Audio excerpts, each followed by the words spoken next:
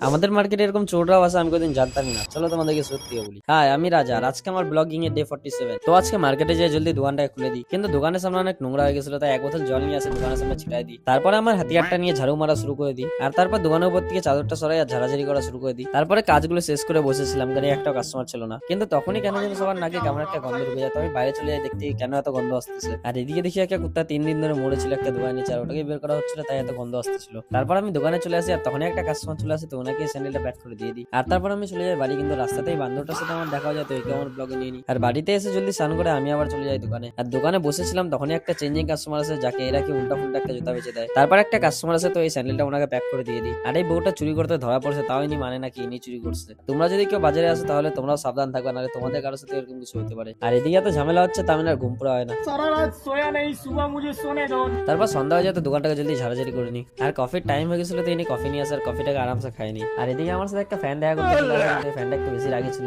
আর এই দাদাটা আমার ব্লগ দেখে দিল্লি থেকে চলে আসছিল আমার সাথে দেখা করতে। আর রাত্রে বাজারটা ফাঁকা হয়ে গেছিল, তো দোকানটাকে জলদি বন্ধ করে দিই। আর তারপরে আমি চলে যাই বাড়ি, আর তোমাদের সাথে দেখা হবে নেক্সট ব্লগে।